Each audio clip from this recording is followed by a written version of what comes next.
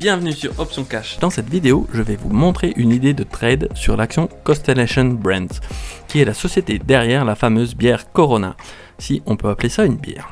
Je vous invite à faire vos propres recherches si vous souhaitez investir dans cette compagnie. En cette période estivale, rien de tel qu'une bonne bière pour se rafraîchir. STZ est l'un des plus gros fournisseurs de bière aux États-Unis. Leur bière premium a été vendue plus que la Budweiser l'année dernière. STZ fournit également des vins et spiritueux. La société grossit en faisant de la croissance externe, c'est-à-dire l'acquisition de sociétés. Elle possède plus de 100 marques actuellement. Le marché de la bière est toujours en croissance aux États-Unis. STZ a fortement été touché par les tarifs récemment et par ses dernières acquisitions, qui fait que cette société peut présenter un point d'entrée intéressant actuellement. On appréciera la croissance du chiffre d'affaires, du free cash flow, du bénéfice par action, mais également la croissance du dividende de 6% par an depuis 10 ans, versé 4 fois par an. Il est actuellement de 4,06$ par action. La société utilise son cash pour faire des rachats d'actions massivement. J'ai vu également que la famille fondateur possédait toujours 11% de la société, ce qui est un bon indicateur car ils sont toujours skin in the game. Warren Buffett a également 7,4% du capital depuis le Q4 de l'année dernière, il renforce sa position régulièrement. Si on regarde les chiffres, vous pouvez mettre en pause pour voir plus en détail, mais voici les principaux indicateurs que je regarde. Pour le dividende, son montant, le payout ratio et sa croissance. Je regarde le price to book, le price to free cash flow pour $100 de vente. STZ génère $14 de cash. Et les indicateurs de rentabilité, ROA, ROE, ROIC et les marges. Mais pour moi, le net margin est négatif, ce qui est temporaire car ils ont fait beaucoup d'impairment dernièrement. Sur le graphique, on voit que la partie vin et spiritueux qui baisse, mais le bon vin prend de la valeur avec le temps. Si on regarde ce que disent les analystes, on leur donne la crédibilité que l'on veut, ils estiment que la société devrait être évaluée dans une fourchette entre 150 et $240, et une moyenne qu'ils estiment pourrait atteindre de $200 d'ici un an. Donc la société, qui est aux alentours de 160, semblerait sous-évaluée actuellement.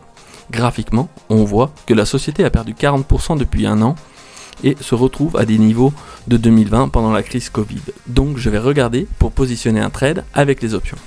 Je regarde les échéances d'octobre pour me laisser un peu de temps et une prime intéressante pour ce trade.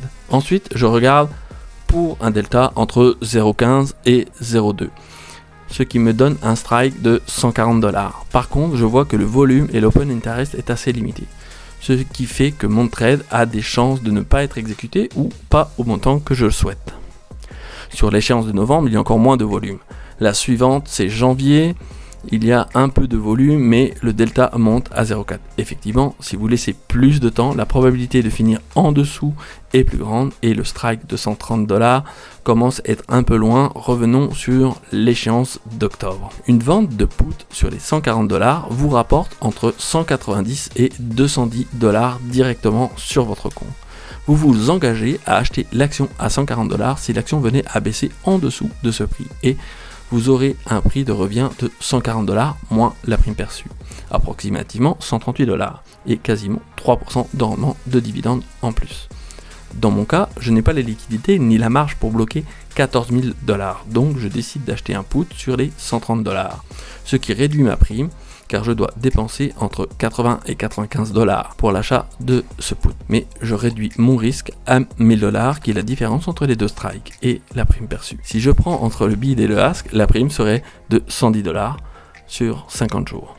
Donc si on récapitule, je m'engage à acheter 100 actions STZ à $140 au 17 octobre si l'action descend en dessous de ce prix et j'ai le droit de vendre des actions au prix de $130.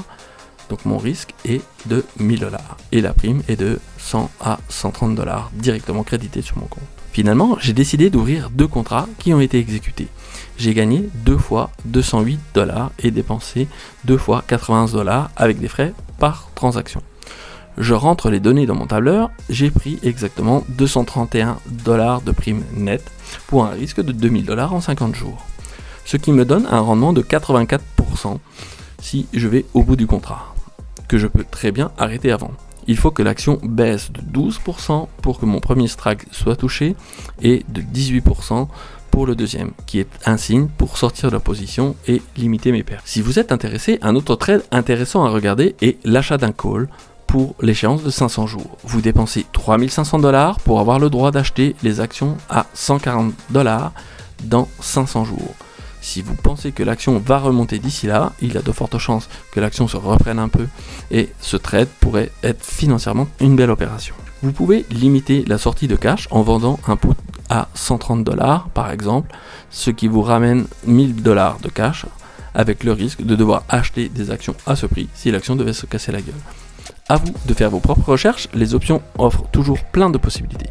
Dites-moi en commentaire si ce genre de vidéo vous plaît et si vous avez pris des trades cette semaine. A bientôt sur Option Cash.